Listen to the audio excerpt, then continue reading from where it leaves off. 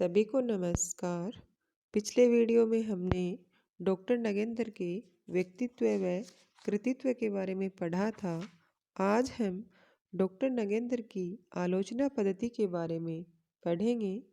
Doctor Nagendra पाश्चात्य तथा भारतीय काव्य शास्त्र के मर्मज्ञ, हिंदी के मूर्धन्य समीक्षक, लब्ध प्रतिष्ठित निबंधकार और एक सफल शिक्षक थे। नगेंद्र ने हिंदी आलोचना को व्यवहारिक एवं सैद्धांतिक दोनों दृष्टियों से ही संवर्धित किया। उनकी दोनों प्रकार की आलोचनाओं का विश्लेषण करने पर निश्चित हो जाता है कि वे रसवादी आलोचक हैं। अपने रस सिद्धांत के ग्रंथ में उन्होंने रस की सांगोपांग विवेचना करते हुए उसे पुनः प्रतिष्ठित करने का पांडित्यपूर्ण प्रयास किया है।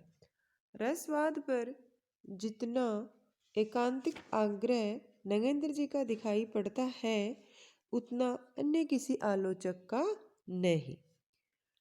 यदि वाजपेयी जी, द्विवेदी जी और डॉक्टर नगेंद्र की आलोचनाओं के वर्त बनाए जाएं, तो वाजपेयी जी की स्थिति मध्यवर्ती ठहरती है।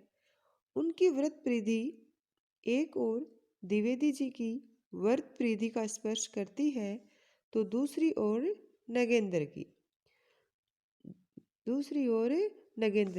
द्विवेदी और नगेंद्र की परिधियां एक दूसरे से अछूती रह जाती हैं।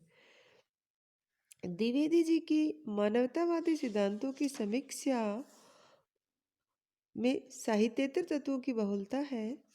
वाजपेयी साहित्यिक मूल्यों पर बल देते हुए भी यथास्थान साहित्यिक मूल्यों का प्रयोग करते हैं, किंतु नगेंद्र जी एकांततः साहित्यिक समीक्षा सिद्धांत के पक्षपाती हैं। साहित्येतर मूल्यों से उनका संबंध प्राय नहीं है। सर्वप्रथम छायावादी आलोचक के रूप में उन्हें ही ख्याति मिली है। प्रीति और विस्मय से समन्वित छायावादी काव्य की अंतर्मुखी साधना, सौंदर्य चेतना और कलात्मक छवियों से वे विशिष्ट आकृष्ट थे। सुमित्रा नंदन पंत शीर्षक पुस्तक इसी मनोदशा का परिणाम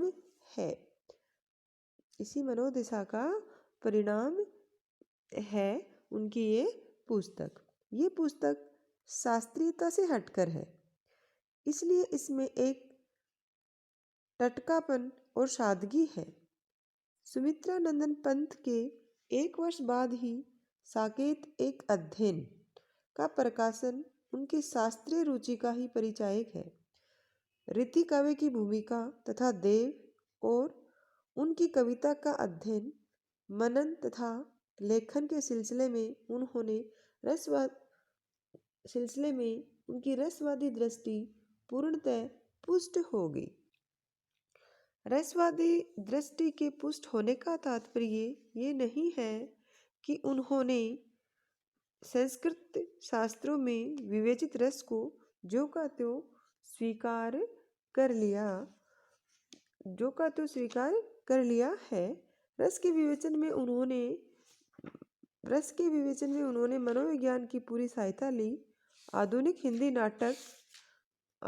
हिंदी नाटक और रस के विवेचन में उन्होंने रसवादी दृष्टि के पुष्ट होने का तात्पर्य ये नहीं है कि उन्होंने संस्कृत शास्त्रों में विवेचित रस को जो को तय स्वीकार कर लिया। रस के विवेचन में उन्होंने मनोविज्ञान की पूरी सहायता ली।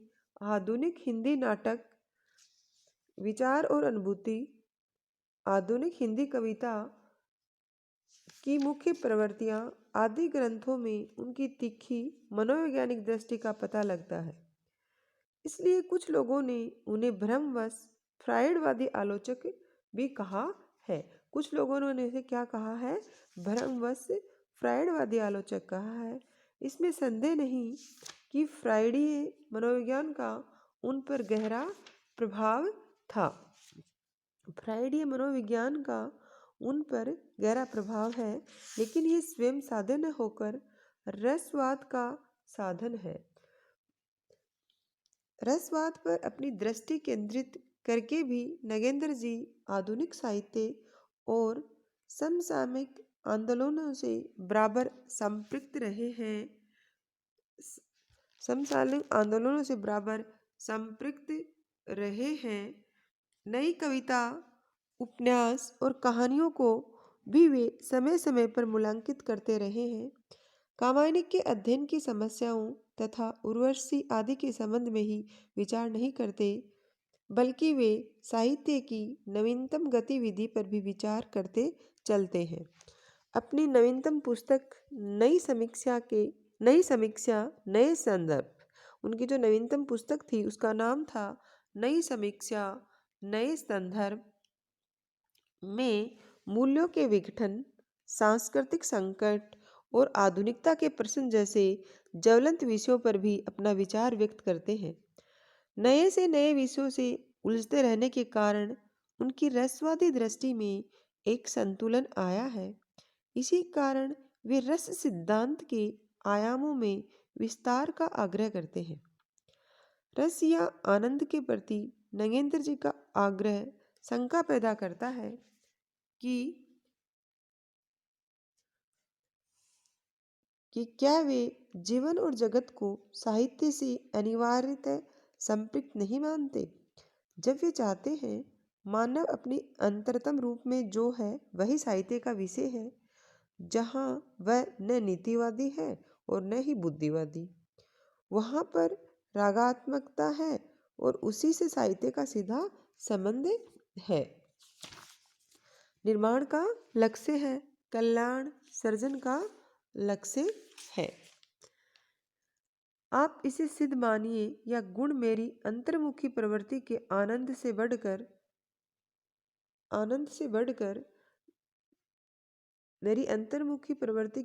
बढ़कर आत्म कल्याण अथवा लोक कल्याण की कल्पना करने में व्यर्थ है। मेरा व्यवसाय और साहित्य सर्जन तब उपयुक्त शंका और भी दृढ़ हो जाती है। साहित्य में आत्माभिव्यक्ति में वह नैतिक एवं सामाजिक मूल्यों का सर्वथा निषेध नहीं करते। लेखक भी सामाजिक प्राणी है और सामान्य व्यक्तियों की अपेक्षा अधिक प्रभावशाली है, इसलिए उसे समाज का दायित्व बोध अधिक होना चाहिए और उसे अपने दायित्व का निर्वाह करना चाहिए भी उचित है, किंतु लेखक के रूप में वह इस बंधन से मुक्त है। नगेंद्र जी का विचार है कि समाज का तिरस्कार करने से लेखक की आत्मा की क्षति होगी, किंतु जब तक वह निश्चल आत्माभिव्यक्ति करता रहेगा उसकी कृति मूल्यहीन नहीं हो सकती। वे अभिव्यक्ति की निश्चलता को साहित्य का पहला और अनिवार्य लक्षण मानते हैं। शब्द और अर्थ के द्वारा अपने अनुभव को व्यक्त करना आत्माभिव्यक्ति है। अपने को पूर्णता के साथ अभिव्यक्त करना, चाहे वह कर्म द्वारा हो या वाणी द्वारा या किसी अन्य उपकरण द्वारा हो, व्यक्तित्व की सबसे बड़ी सफलता है। आत्माभिव्यक्ति के द्वारा लेखक और सामाजिक दोनों को परिष्कृत आनंद की प्राप्ति होती है। जाहिर है कि नगेंद्र जी का आग्रह परिष्कृत और आनंद और निश्चल आत्माभिव्यक्ति पर आश्रित है। फिर भी वे महान कविता के लिए कवि के व्यक्तित्व का महान होना आवश्यक बताते हैं। नगेंद्र ने रीतिकाल को महान नहीं कहा, पर उसे काव्य मानने में उन्हें ऐतराज नहीं है, क्योंकि उससे आनंद की उपलब्धि होती है। सियाराम शरण का काव्य संयम और त्याग से तपपूत होने पर भी जीवन को सरस नहीं बना पाता। व्यक्तिवादी कवियों की निश्चल आत्माभिव्यक्तियां काफी प्रभावशाली हैं, पर उनके व्यक्तित्व में रस, आनंद, रागात्मकता आदि को श्रेष्ठ मानते हैं। वे व्यष्टि वृत्ति से समष्टि वृत्ति को अधिक उत्कर्षपूर्ण मानते हैं। उदात्त नैतिक मूल्यों से रसानुभूति को प्रभावित स्वीकार करते हैं, पर इन दृष्टियों से काव्य के मूल्यांकन में उनका चित्त रमता नहीं।